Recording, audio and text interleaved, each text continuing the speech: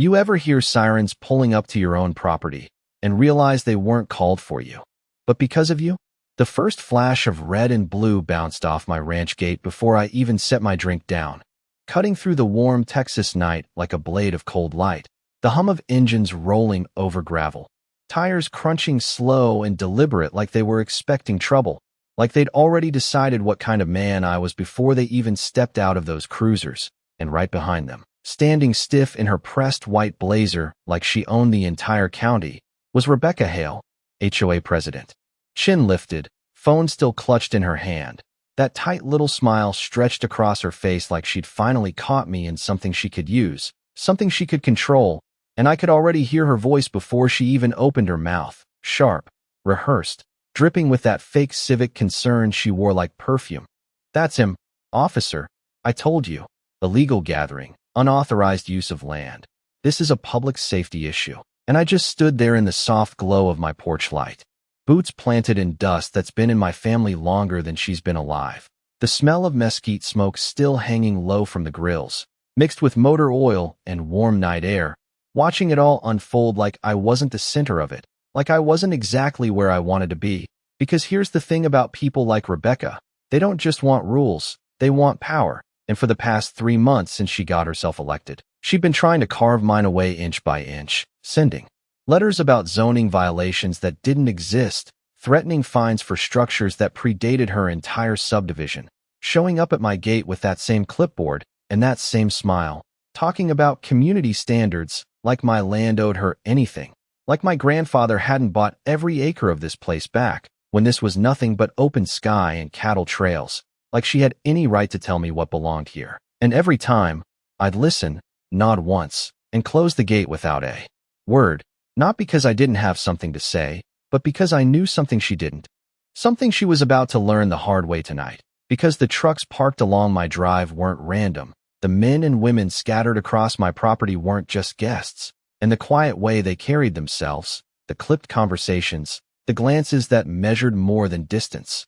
That wasn't normal for a backyard get-together, but Rebecca didn't see any of that. All she saw was an opportunity. And when the nearest officer stepped out of his cruiser, adjusting his belt, scanning the scene with practiced eyes, she stepped forward like she was handing over a case, like she was finally in charge of something real, and the air shifted just slightly. That almost imperceptible change you only notice when you've been in enough situations where things can go one way or another, the kind of tension that hums just under the surface. And I took a slow breath, tasting dust and smoke and the faint metallic edge of anticipation, knowing exactly what was coming next. Knowing that in about 10 seconds, every assumption she'd built this little moment on was about to collapse under its own weight. And the only question left wasn't whether she'd regret making that call. It was how fast she'd realize who she had just called it on. I bought this ranch when I was 32, paid cash for every acre the bank said was too remote, too quiet, too far from anything that mattered. But that was exactly the point, because out here the only thing that carried weight was what you built yourself. Not what some committee stamped approval on. And for a long time, that suited me just fine. Sunrise over open land, the low hum of wind brushing through dry grass, the kind of silence that lets you hear your own thoughts without interruption, until Willow Creek Estates showed up about half a mile down the road and brought their matching mailboxes, their identical fences, and eventually their homeowners association. And with it came Rebecca Hale, who treated that title like it was a badge of authority instead of a volunteer position with a clipboard. And from the moment she realized my property sat just outside her jurisdiction, she made it her personal mission to pull it in, inch by inch. Like she could redraw the boundary lines by sheer persistence. I remember the first time she drove up my dirt road, her tires kicking up dust that settled across her polished SUV like the land itself was rejecting her. She stepped out in heels that sank half an inch into the gravel, holding a folder thick with printed regulations, and she smiled like she was doing me a favor, explaining that for the sake of community consistency, I would need to bring my property into compliance, as if my grandfather had not built the original house here with his own hands in 1958, as if the old barn behind me had not stood through 3 generations of storms without anyone's permission. I listened, nodded once, and told her no. Simple as that. No explanation, no argument. Just a boundary she could not step over. And that was the moment something in her shifted. I could see it in the way her smile tightened, in the way her pen pressed harder against the paper, like she had just found a problem she could not immediately solve. And people like Rebecca do not walk away from problems like that. They escalate, they document, they build a case out of thin air until it feels real enough to enforce. Over the next few weeks, the letters started showing up. Warnings about noise levels when I had not even turned on a generator. Notices about unauthorized gatherings when the only visitors were delivery trucks. Citations referencing codes that did not apply to land outside her HOA. Each one more confident than the last, like repetition alone could make them legitimate. And every time, I filed them away, untouched, unread beyond the first line, because arguing with someone like her only feeds the illusion that she has authority to begin with. And the truth is, I had spent most of my life in rooms where authority was not printed on paper, it was earned, tested, and recognized without anyone needing to announce it. The kind of work where you learn to stay quiet, observe patterns, and let people reveal exactly who they are when they think no one is watching. So when she started mentioning calling the police, dropping it casually into conversations like a threat she was waiting to use, I did not react. I just made a mental note, because that told me everything I needed to know about how she planned to win, not by being right, but by being louder, by bringing in force she believed would automatically take her side, and standing there now under the wash of flashing lights, watching her position herself beside those officers like she had summoned them personally. I could almost trace every step that led her here. Every assumption stacked neatly on top of the last, all of it, built on one simple mistake. She thought she understood who she was dealing with, and that was the only advantage I ever needed. Rebecca had a way of filling space without raising her voice. Like everything she said came with an expectation that people would fall in line simply because she said it out loud. And as the officers stepped out onto the gravel, their boots pressing into the dust my family had walked for decades, she moved just half a step ahead of them, subtle but deliberate, positioning herself as the one in control of the situation. Her hand lifting slightly as she pointed in my direction, her tone calm but edged with urgency. He has been hosting unauthorized events for weeks. I have documentation, multiple complaints. I told dispatch this could be a safety issue. And I could hear the faint rustle of paper as she tapped that folder against her palm. The same folder she had been carrying back and forth to my gate like it meant something out here. Like printed words could outweigh land that had been measured in fence posts and memory long before she ever showed up. And the lead officer gave a small nod, professional, neutral, the kind of expression that does not commit to anything until it has to. His eyes scanning past me, taking in the trucks, the people gathered under string lights, the quiet way everyone watched without moving too fast or speaking too loud. And that was the part Rebecca still did not understand. She thought this looked like a party that got out of hand, like something she could shut down with a phone call and a few accusations. But there is a difference between noise and presence, and what sat across my property that night was not chaotic. It was controlled, measured, intentional, the kind of stillness that comes from people who are used to waiting, used to letting situations unfold before they act. I leaned slightly against the wooden post beside me, feeling the rough grain under my palm, steady, familiar, grounding, and I kept my expression level, not defensive, not aggressive, just present. Because the moment you react too quickly is the moment you give someone like Rebecca exactly what she wants, confirmation that she has pushed you into a corner. And I could almost see her building momentum as the seconds stretched, her confidence growing with every unanswered accusation.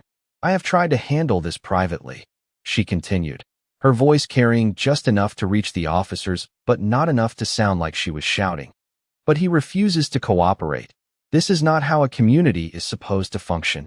And there it was again. That word, community, used like a tool, like something she could expand, to include anything she wanted control over, even land that sat clearly outside her boundaries. And one of the officers shifted his stance slightly, glancing toward me now, waiting, expecting some kind of explanation, some kind of pushback, but I gave him none. I just met his eyes for a brief second, calm, steady, the way you do when you already know how the conversation is going to end.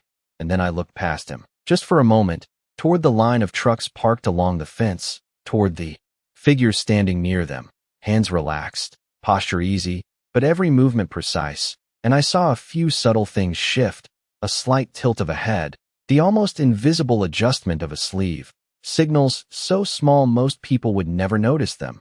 But I did, because I had spent years learning to read those exact details. And that was when I knew the timing was right, not because anything had escalated, but because everything had settled exactly where it needed to be. Rebecca took a step closer, closing the distance like she was about to seal the situation with one final push, her voice sharpening just enough to cut through the quiet. "Officer, I am formally requesting that you shut this down and remove him from the property if necessary." And the words hung there for a second, heavy, confident, final, like she had just drawn a line no one could cross. And the officer shifted his weight again, turning fully toward me now, ready to speak, ready to act. And for the first time that night, I let the faintest hint of a smile touch the corner of my mouth, not enough for her to notice, but enough for the people who needed to see it. Because in that exact moment, she had just handed me everything I needed without even realizing it. The officer took one step closer, the crunch of gravel under his boot sharp in the quiet, his hand resting near his belt more out of habit than intent, and his eyes locked onto mine with that familiar mix of caution and authority, the kind I had seen 1,000 times before from the other side of the room. And for a second, just a second, there was that pause, that flicker of recognition that had not fully surfaced yet, like a name sitting just out of reach, and Rebecca mistook it for hesitation. She leaned in slightly, pressing the advantage she thought she had earned, her voice tightening with impatience. "Well, go on, officer. You heard me. This is unauthorized use of land. He is in violation of community regulations." And I could almost hear the word violation echo in the night air, hollow out here where it did not belong. And the officer shifted again, glancing past me briefly, scanning the people behind me, the trucks, the quiet posture of everyone present. And then something changed, subtle but immediate. His shoulders squared just a fraction differently, his stance adjusting not toward confrontation, but toward clarity. And he looked back at me, really looked this time, like the pieces were finally lining up in his head, the dust, the setting, the faces. And then his eyes dropped for just a split second to my hand resting against the post, to the small detail most people would miss, the one thing Rebecca never even thought to notice. And when his gaze came back up, it was no longer questioning, it was certain. "Sir," he said, the word landing differently now, not casual, not generic, but deliberate. And behind him, another officer straightened, then another, the shift moving through them like a ripple, quiet but unmistakable. And Rebecca froze for half a heartbeat, just long enough for confusion to replace confidence. "What do you mean, sir?" she asked, her voice thinner now, less controlled, like the script she had been following just slipped out of her hands. And I pushed off the post slowly, the wood creaking under the change in weight, taking one step forward into the wash of flashing lights, the red and blue, reflecting off the trucks, off the windows, off the small metal badges that were no longer being hidden as carefully as before. And the air felt different now, heavier, more focused, like the night itself had decided to pay attention. I kept my voice even, calm, not raised, not forceful, just clear. "You responded to a call about an illegal gathering," I said, meeting the officer's eyes again. "Do you see anything here that fits that description?" And he did not answer right away, because he did not need to. His gaze moved across the scene one more time, slower now, more deliberate, taking in details that Rebecca had ignored completely, the way people stood, the way they watched, the way nothing here felt out of control. And then he gave a small shake of his head, almost to himself, like he was confirming what he already knew. And behind him, one of the men near the trucks reached casually into his jacket, not in a sudden motion, not in a way that would raise alarm, but in a practiced, familiar movement, pulling something out just enough for the light to catch it. A badge, unmistakable even from a distance. And another followed, and another, small flashes of metal catching red and blue light, quiet confirmation stacking one after another. And Rebecca's eyes darted from one to the next, trying to process what she was seeing, her certainty unraveling faster than she could hold on to it. "What is this?" she said, the question coming out more like a demand than a thought. But no one answered her, not yet, because the moment had not fully landed, not until the officer in front of me took half a step back, straightened his posture completely, and said it again, clearer this time, louder, for everyone to hear, sir. And this time, there was no mistaking what it meant. Rebecca's mouth opened, but no sound came out at first, like her brain had hit a wall it could not immediately climb over. Her eyes flicking from the officer in front of me to the badges catching light across the yard, to the quiet, steady posture of the people she had just labeled a problem, and I could see it happening in real time. The shift from certainty to confusion to something sharper, something closer to realization. And the officer nearest to me cleared his throat slightly, not nervous, just recalibrating, his tone measured but respectful now. Sir, dispatch reported a complaint regarding an unlawful gathering, he said, the words formal, precise, the way they are when the situation has changed but the process still needs to be followed, and I gave a small nod, letting the silence stretch just long enough for Rebecca to feel it, for her to understand that the ground under her argument was already gone. And what do you see? I asked again, my voice even, steady, not challenging, just asking a question that already had an answer. And he glanced back once more, slower this time, more deliberate, taking in the scene with a different lens now, not as an outsider responding to a complaint, but as someone recognizing a context he should have seen from the start. The vehicles without markings, the subtle coordination, the way no one here reacted with surprise or panic. And then he shook his head. Firmer now. Nothing unlawful, sir. And the word sir landed again. Heavier, unmistakable, echoing just enough for the others to follow, and behind him, another officer straightened fully, his posture shifting into something closer to attention than casual presence, while a third gave a small nod in my direction, the kind of acknowledgement that does not need explanation, and Rebecca stepped back half a pace without realizing it, her heel catching slightly in the gravel. The confidence she walked in with slipping through her fingers like sand. This does not make any sense, she said, her voice rising just enough to betray the control she was trying to maintain. I reported. A violation. I have documentation. You cannot just ignore that. And for the first time, the officer turned toward her, not dismissive, not aggressive, just clear. Ma'am, we respond to calls, we assess the situation, and we act based on what is actually happening, he said, each word deliberate, grounded, leaving no room for interpretation, and the night seemed to settle around that statement. The tension no longer building, just shifting direction, because now the focus was no longer on me. It was on her, on the call she made, on the assumptions she built it on, and I could feel the attention pivot, subtle but complete, like a spotlight moving across a stage, and Rebecca felt it too. Her shoulders tightening, her grip on that folder loosening just slightly, the paper inside rustling as if it could still defend her position. He has been violating HOA regulations for weeks, she insisted, pushing the words forward like they still carried weight, and I let out a slow breath, the kind that comes when a long setup finally reaches its turning point. Your HOA does not have jurisdiction here, I said, not loudly, not forcefully, just stating a fact that had always been true, whether she accepted it or not. And one of the men near the truck stepped forward just enough for the light to catch the full face of his badge now. Not hidden, not subtle anymore. And another followed, and another, until the illusion Rebecca had been holding on to had nowhere left to stand, and I could see it in her eyes when it finally clicked, not all at once, but in pieces, the vehicles, the people, the way the officers addressed me, the way no one here reacted the way she expected, and the question formed before she could stop it, quieter now, uncertain. Who exactly are you?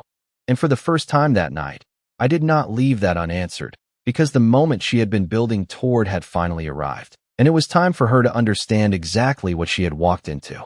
The question hung there in the air between us, thinner than before, stripped of the confidence she had walked in with, and I took a step forward, just enough for the light to settle clearly across my face, across the small details she had overlooked every single time she stood at my gate, the things that do not stand out unless you know what you are looking for, and my voice stayed calm, measured, the same tone I had used all night. My name is Ethan Cole, I said, not rushed, not emphasized, just stated like it should have been obvious from the start, and I watched her expression carefully, waiting for recognition that did not come, because to her, I had only ever been a problem to solve, not a person to understand.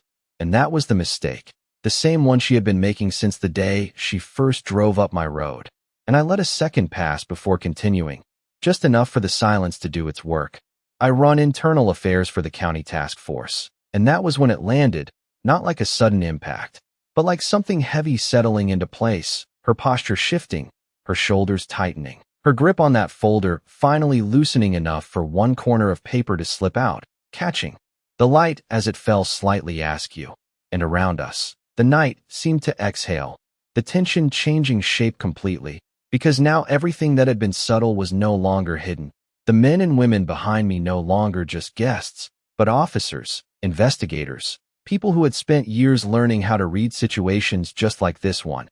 And the lead officer in front of me straightened fully now, no hesitation left. "Captain Cole," he said, correcting himself with quiet precision, the title settling into the space like a fact that did not need to be argued. And Rebecca's eyes widened just enough to break the composure she had been holding on to. "Internal affairs," she repeated, softer now, like she was testing the words, trying to understand what they meant for her, and I nodded once, slow, deliberate. "That is right," I said.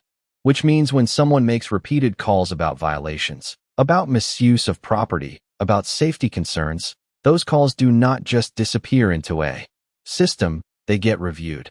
And I let that sit for a moment, watching the realization build piece by piece, because this was never about one call, never about tonight alone. "You have been very consistent," I continued, not accusing, just stating a pattern. Multiple reports, escalating language, increasing urgency, and one of the officers behind her shifted slightly, pulling out a small notepad, not as a threat, just as part of a process that had already begun, and Rebecca looked from him back to me, her voice catching just slightly as she tried to regain footing.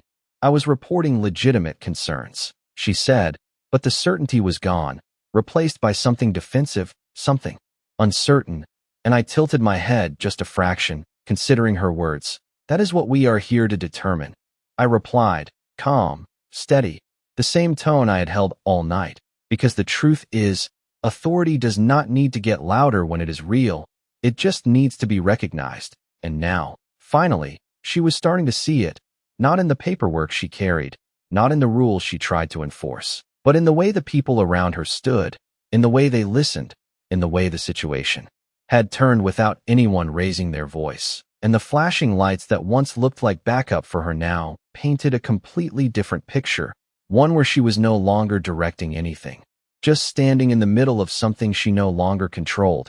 And I took a slow breath, letting the moment settle fully before speaking again. "So let us take a closer look at what you reported," I said, and this time, there was no resistance in the air, only the quiet understanding that whatever came next would not be decided by assumption, but by the truth she had unknowingly brought right to my door. The shift was quiet, almost invisible if you did not know what to look for, but it was there, settling over the scene like the dust that never fully leaves this land. And Rebecca felt it before she understood it, her posture tightening as the attention around her changed direction, no longer centered on me, no longer driven by her voice, but pulled instead toward the details she had overlooked, the pattern she had created without realizing someone was watching it unfold.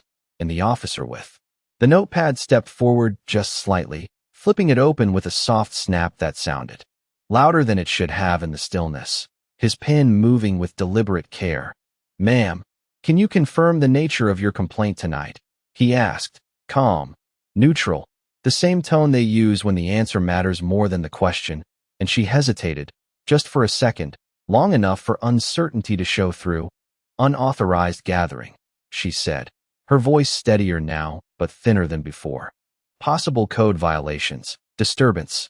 And the officer nodded once, writing it down, not reacting, just recording, and I watched her carefully, because this was the moment most people try to correct themselves, to soften what they said, to step back from the edge they built. But Rebecca leaned forward instead, pressing into it. "I have filed multiple reports about this property," she added, almost like reinforcement, like repetition could still carry weight. And that was when one of the men behind me stepped closer into the light, his badge fully visible now, his expression calm, but focused, the kind of look that does not need to be explained. And he spoke without raising his voice. "We are aware of those reports," he said, and the words landed differently, heavier, because they were not coming from outside the situation. They were coming from within it, and Rebecca turned toward him, confusion sharpening again. "Then you know this is a pattern," she said quickly, trying to reclaim ground that was already gone. But he shook his head slightly, just enough to correct her. Without interrupting, "Yes, ma'am, we know it is a pattern," he replied, and there was a pause, just long enough for the meaning to settle in a different way than she expected, and I could see it in her eyes when she realized the direction that sentence was pointing, not toward me, but toward her, and the officer with the notepad continued writing, flipping a page with slow precision. "Multiple calls placed over the last 8 weeks," he said aloud, almost as if he was reading it back for confirmation, each escalating in urgency, each reporting violations that were either unsubstantiated or outside HOA jurisdiction. And the words were not aggressive, not accusatory, just factual, but facts have a weight that opinions never carry, and Rebecca's grip tightened around her folder again, the edges of the paper bending slightly under the pressure. "That is because no one was taking them seriously," she said, her voice rising just enough to push back against the direction things were going. But it did not land the same way it would have earlier. Not now, not here, and I took a slow step forward, not to confront her, just to stand where the light hit clearly, where nothing was hidden anymore. "Or," I said, my tone still calm, still even, because there was nothing to take seriously. And the silence that followed was different from before, no longer tense, no longer waiting, just settled, like a conclusion forming on its own, and behind her, one of the patrol cars idled quietly, the low hum of the engine blending with the distant sound of wind across open land, and for the first time since she arrived, Rebecca looked smaller, not physically, but in presence, like the space she thought she controlled had narrowed around her without warning. And the officer closed his notepad with a soft tap, looking at her directly now. "Ma'am, we are going to need to review your previous reports in more detail," he said, not a threat, not a command, just a next step. And that was when it finally became clear, not just to her, but to everyone standing there, that the call she made tonight did not bring control to her doorstep. It brought scrutiny instead, and she had walked straight into it. Rebecca's fingers tightened around that folder like it was the last thing keeping her anchored, but the way she held it had changed, no longer confident, no longer controlled, just something to hold on to while the ground shifted beneath her. And I watched her carefully, because this was the moment when people either double down or finally understand what is happening, and she chose both at the same time, her voice pushing forward again, sharper now, edged with frustration. "This is ridiculous. I was trying to protect the community. That is my responsibility." And the word responsibility hung there, heavier than before, because now it was being measured against something real, not just her interpretation of it. And the officer who had been taking notes stepped slightly to the side, giving a clearer line of sight to the others, and another man near the trucks moved forward just enough to join the conversation, his presence quiet but unmistakable, the kind that does not need to be announced, and he spoke in a calm, even tone. "Protecting a community does not extend beyond its legal boundaries," he said, each word precise, not confrontational, just correct, and Rebecca turned toward him quickly, searching his face for something she could use, some sign that she could push back against, but found nothing except steady certainty. And that was when the last piece started to fall into place for her, not just who I was, but what this entire situation had become, not a confrontation she controlled, but a review she triggered, and I could see the realization move across her expression in small, uneven steps, her eyes flicking from one badge to another, from one officer to the next, trying to find an angle that no longer existed. "You cannot turn this around on me," she said. But the words lacked force, like she was already aware they would not land the way she intended, and I kept my voice level when I answered, not louder, not sharper, just steady. "No one is turning anything around," I said. "We are just looking at what is already there." And the quiet that followed felt different again, not tense, not uncertain, just clear, like a window that had finally been wiped clean, and one of the officers behind her spoke up, his tone respectful but firm.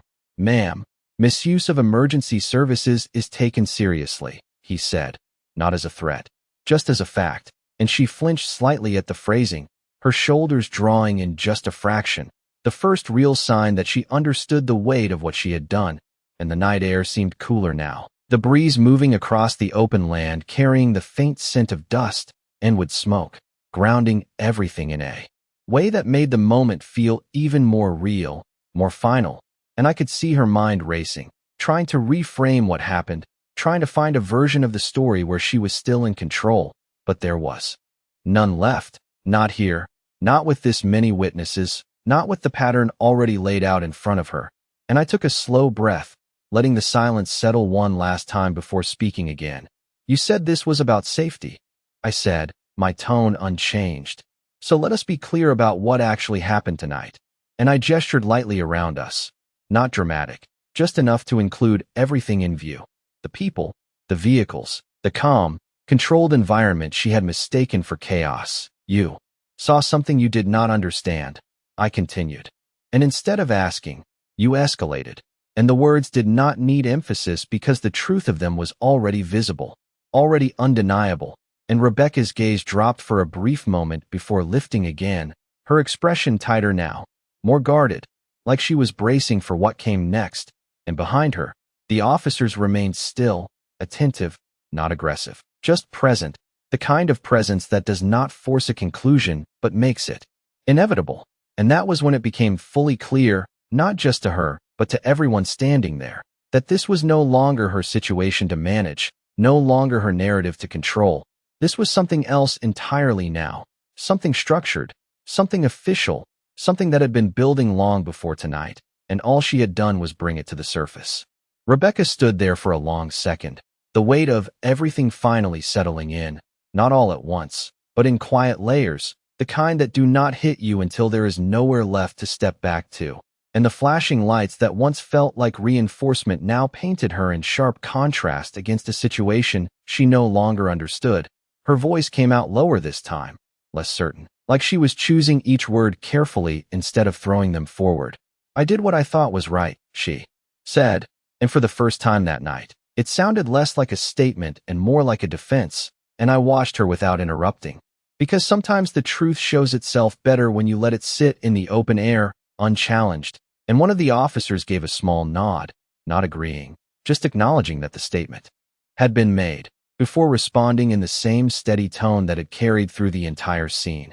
Intent matters, ma'am, but so does impact, he said, and there was no edge to it, no accusation, just a simple fact that carried more weight than anything she had said all night.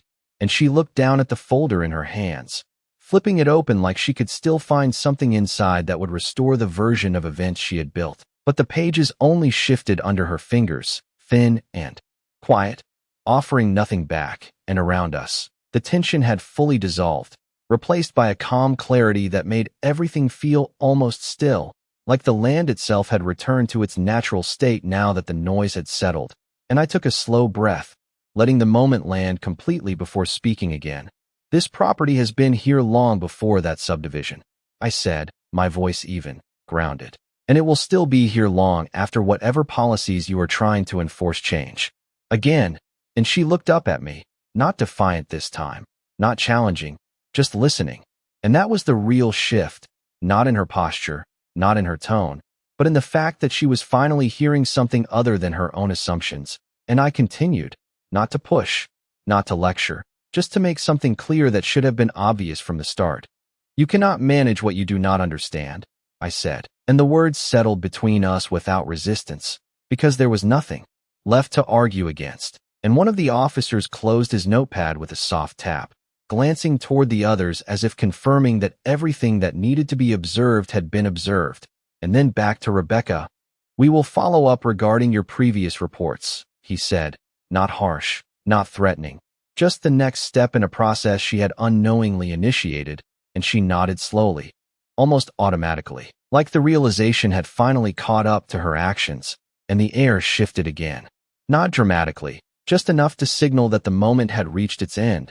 The patrol car engines idling softer now, the lights still flashing but no longer dominating the scene, and behind me, the quiet presence of the people I had invited remained steady, unchanged, because nothing here had ever been out of control to begin with, and I turned slightly, just enough to take in the full view of the ranch again. The open land, the trucks lined along the fence, the low glow of lights against the dark horizon, and for a brief second, everything felt exactly the way it was supposed to, grounded, quiet, unchanged by the noise that had just passed through it. And when I looked back at Rebecca, she was no longer standing like someone in charge of a situation, just someone who had stepped into something larger than she expected, and I gave a small nod, not dismissive, not triumphant, just final, because there was nothing left to add. And as the officers began to move, the scene resetting itself piece by piece, I let the silence settle one last time before turning away. Knowing that the call she made had done exactly what she intended, it brought the law to my property. She just did not realize. It was already there, waiting.